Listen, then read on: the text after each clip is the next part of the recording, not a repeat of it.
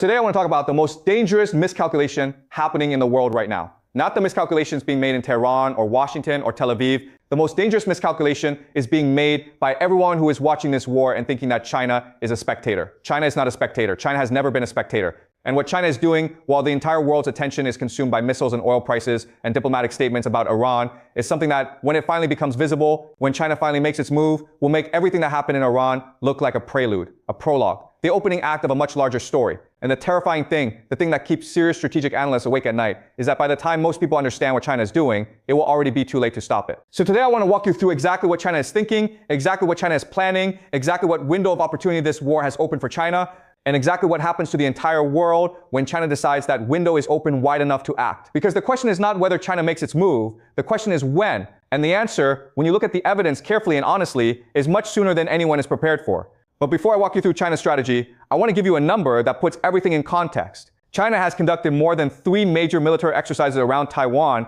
in the past 3 years alone, each one larger than the last. Each one simulating a more complete blockade, a more realistic amphibious assault, a more sophisticated missile suppression campaign against Taiwanese air defenses. These are not routine military exercises. Military planners do not practice at that scale and frequency for scenarios they do not intend to execute. They are rehearsals, and every rehearsal makes the next one more precise, more coordinated, more ready.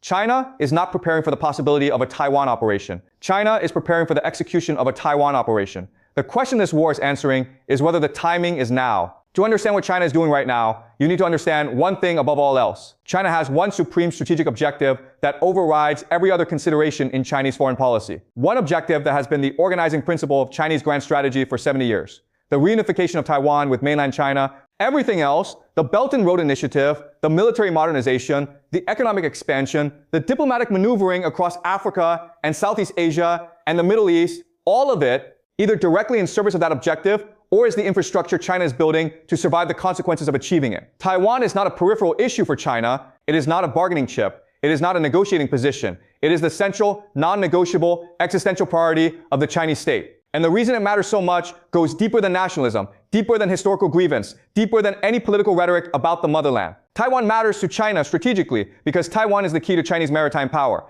Taiwan sits at the center of what strategists call the first island chain, the string of islands running from Japan through the Ryukyus, through Taiwan, through the Philippines that effectively encloses China's eastern coast. As long as Taiwan is outside Chinese control, as long as American naval forces can operate freely in and around Taiwan, China is strategically contained. Its navy cannot project power into the Pacific without passing through waters that Taiwan and its American ally can threaten. Its trade routes are vulnerable. Its economic lifelines are exposed. Taiwan in Chinese hands changes everything. It breaks the first island chain.